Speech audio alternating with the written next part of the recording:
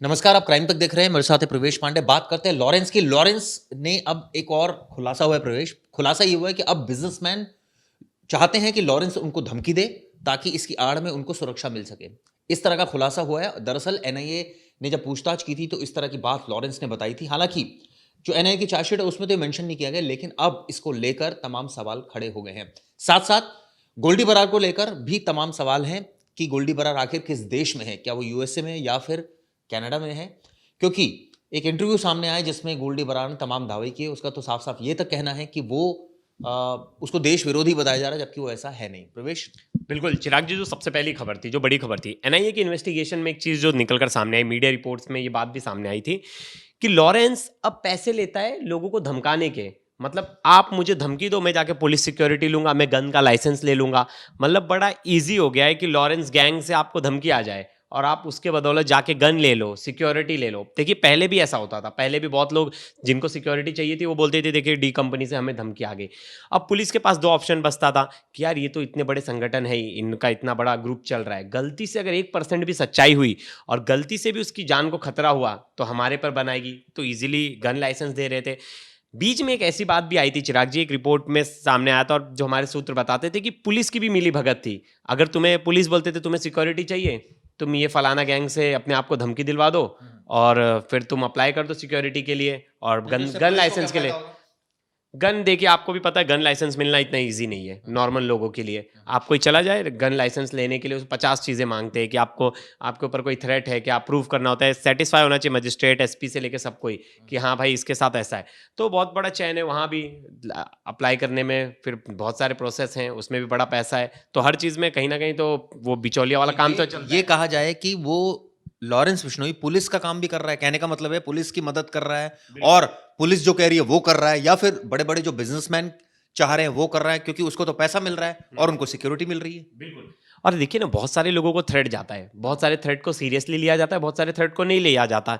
जहां थ्रेट को सीरियसली लेना चाहिए वहां थ्रेट को सीरियसली नहीं लेते। बल्कि और मैं तो दिल्ली पुलिस के अधिकारियों से बात कर रहा था, वो तो कह रहे थे कि गोल्डी बरार हमारे लिए कोई इतना बड़ा आरोपी ही बिल्कुल नहीं है, बिल्कुल। क्योंकि उसके खिलाफ तो कोई मुकदमे, रेयर मुकदमे हैं दिल्ली में तो। मतलब एक आदि होगा अगर होगा तो। नहीं तो उनका तो कहना था कि लॉरेंस के खिलाफ बेशक क्राइम ब्रांच ने उसको अरेस्ट किया था, लेकिन ऐसा कोई बहुत ही मतलब एक तरह से कहा जाए कोई चेन ऑफ क्राइम उसने कर दी हो, या बहुत सारे सीरीज हो, कई सारे मुकदमे, ऐसा नहीं है। बेसिकली जो एनआईए की चार्जशीट भी कहती है कि लॉरेंस के अगेंस्ट में 80 से ज्यादा मामले हैं। लेकिन सवाल ये उठता है कि ये सब जो छोटे छोटे गैंग्स हैं, चाहे काला जटेड़ी हो, काला राणा हो, इसके अलावा सचिन बिश्नोई हो, अनमोल बिश्नोई हो, ये तमाम लोग जो है वो गोल्डी बरार, ये सब जुड़ गए हैं। और ये एक तरह से कहा जाए कि 14-15 जो गैंगस्टर्स हैं वो जुड़कर अब उन्होंने एक नॉर्थ इंडिया में पूरी तरह से दबदबा बना लिया लॉरेंस ने। और दाऊद से भी कंपेयर किया है, क्योंकि हमने इस पर वीडियो बनाई है प्रवेश 2-3 दिन पहले भी। सवाल ये उठता है कि एक आदमी इस तरह से अपना प्रचार प्रसार कर रहा है, अब वो इस तरह की बातें कर रहा है, क्या सबूत क्या है? ये तो बोलने में हाँ तो कुछ बिल्कुल और बिल्कुल बोलते बिल्कुल, बोलने में तो कुछ और बहुत बोलते हैं। बहुत बड़ी बात थी चिराग जी। मैं बताना चाहूंगा, देखिए उनके वकील की भी परसों इंटरव्यू आई थी हमारे चैनल को, उन्होंने इंटरव्यू दिया। जो पकी पकाई बातें एनआईए ने बोली है कि डायरेक्ट एविडेंस एनआईए के पास कुछ भी नहीं है। एनआईए बोल रहा है कि ये दाऊद के जैसा बढ़ रहा है, दाऊद के जैसा ग्रो कर रहा है। एविडेंस क्या है? कोर्ट में एविडेंस बोलता है, आपके पास एविडेंस क्या है? कोई ठोस एविडेंस एनआईए के पास नहीं है, जो हमें भी चार्जशीट पढ़कर पता चलती है कि कोई ठोस एविडेंस नहीं है। हवा हवाई बातें हैं, इनका ये ग्रुप के साथ गठजोड़ है, ये है। डायरेक्ट एविडेंस है कोई आपके पास ऐसी कॉल रिकॉर्डिंग्स, कोई आपके पास ऐसी कॉल लिस्ट, कोई आपको चैट किया हुआ, कोई बातचीत की हुई? नहीं, लेकिन एक एक पर्टिकुलर टाइम एक एक एक कहा गया है कि पैसा जो है लॉरेंस ने कई लोगों को ट्रांसफर किया, जिसमें मनीष भंडारी को किया थाईलैंड में, इसके अलावा वीरेंद्र कालव को किया है। तो ये तमाम वो तो फिगर दी गई है बाकायदा कि कुछ पर्टिकुलर अमाउंट ट्रांसफर हो। लेकिन सवाल ये उठता है ना कि वो किसका पैसा था। अब ये भी सोचिए ना, वो पैसा लॉरेंस के अकाउंट से नहीं ट्रांसफर हुआ है, लॉरेंस तो जेल में बैठा है। वो किसी थर्ड पार्टी ने ट्रांसफर किए हुए पैसे, उसकी गवाही होगी कोर्ट में, वो बोला जाएगी कि इसने किया। फिर पता चलेगा वो इनकी गैंग में काम कर रहा है। मैं फिर बताना चाहूंगा बार बार, ये गैंग का मेंबर है, गैंग लीड कर रहा है, वो तो जेल में है। अगर कल को कोई अतीक अशरफ, इन लोग जेल में थे, इनके लोग बाहर एक्टिव थे, वो अपना गैंग अलग से फिर चला रहे हैं, मतलब उसमें अतीक और इनको ज़्यादा पता नहीं है, वो खुद से अपनी गैंग चला रहे, सब पैसे की लेन देन। देखिए लॉरेंस का भाई जो बैठा है वो बाहर बैठ के गैंग चला रहा है, फिर गोल्डी बराड़ बाहर बैठ के गैंग चला रहा है। लॉरेंस से डायरेक्ट कांटेक्ट बहुत कम चीज़ों में, सिर्फ फ़ोन का कांटेक्ट होगा, मुझे लगता है कि फ़ोन का कांटेक्ट है, लेकिन डायरेक्ट कांटेक्ट कैसे दिखाओगे?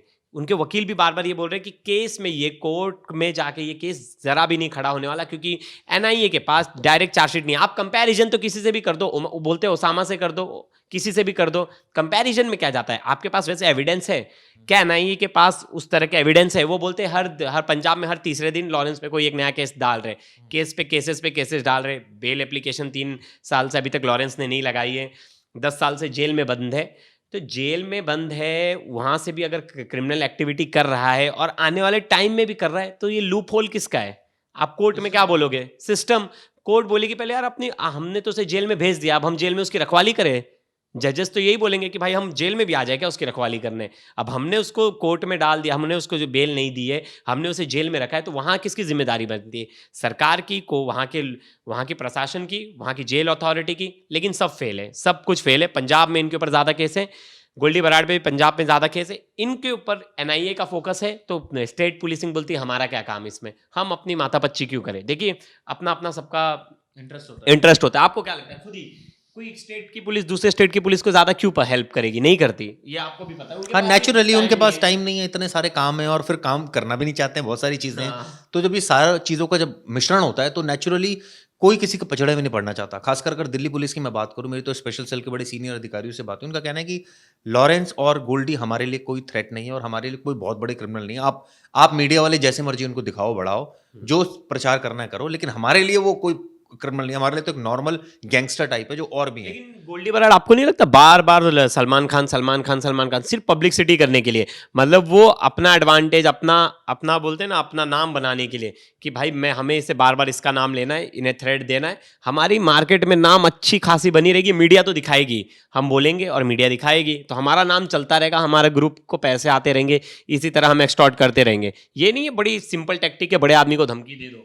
तो आप मत दिखाओ, क्यों दिखा रहे हो? आप क्यों लॉरेंस के बारे में रोज बात? 1% भी चांसेस हुआ। जानना चाह रहा हूं, आप लॉरेंस के बारे में रोज क्यों बात करते हो? क्यों नहीं पकड़ पा रही पुलिस? क्यों उस चीजों को लीक करी? एनआईए, अभी एनआईए नहीं लीक की ना ये बात, एनआईए भी चाहती है बात बाहर आए। अगर एनआईए नहीं चाहती तो, हाँ, एनआईए क्यों चाहती है? यही तो, एनआईए नहीं बाहर लीक की, किसी एक मीडिया रिपोर्ट में ही आई, आज सुबह के टॉप फ्रंट पेज में ये रिपोर्ट थी कि लॉरेंस अंदर बैठ के लोगों को धमकी देता है जानबूझकर कि वो लोगों को सिक्योरिटी मिल जाए, वो लोग इससे, मतलब एक तरह से कहा जाए तो एक अलग ही नेक्सस चल रहा है। अब यहाँ झूठी धमकियां जा रही है और झूठे कॉल्स जा रहे हैं और उसके बिहाफ पे सिक्योरिटी चाहिए इन्हें।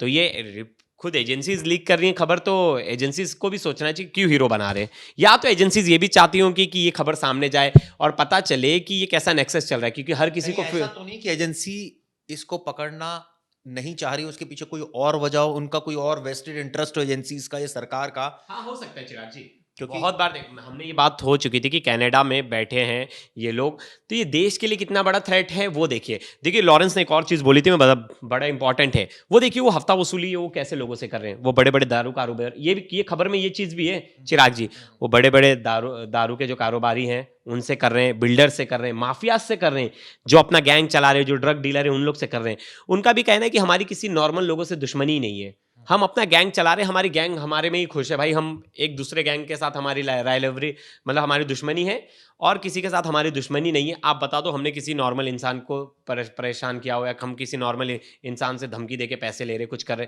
हमारी खुद की लड़ाई है हमारे भाइयों के लिए। कल भी गोल्डी बराड़ ने बोला मेरे भाइयों के लिए, मतलब उनका, वो बोलते हैं हमने मारा है, बार बार बोलते हैं वो, 10 बार बोलते हैं एक ही बार कि हमने सिद्धू मूसेवाला को मारा है, क्योंकि वहाँ इंटरेस्ट था हमारा, क्योंकि उसने उसमें हमारे भाई के खून में इन्वॉल्व था। अब वो था या नहीं था ये तो एजेंसीज डिसाइड करेंगी, इन्वेस्टिगेशन का पार्ट है, लेकिन जो आरोप लगाता है, लेकिन जो आरोप अब लॉरेंस ने लगाया वो बड़ा है, और ये कहा है उसने कि अब उसको बिजनेसमैन ये फोन करके कहते हैं कि हमें धमकाओ, हमें प्रोटेक्शन चाहिए, यानी कि गठजोड़ बिजनेसमैन का भी लॉरेंस के साथ है, पुलिस वालों का भी। आए दिन ये खबरें आती रहती है कि बड़े बड़े अधिकारी से लेकर कई अधिकारी मिले हुए हैं अपराधियों से और उनके बारे में सब जानते हैं, और कहीं ना कहीं वेस्टेड इंटरेस्ट क्लैश करता है। खैर ये वीडियो कैसे लगी जरूर बताइएगा।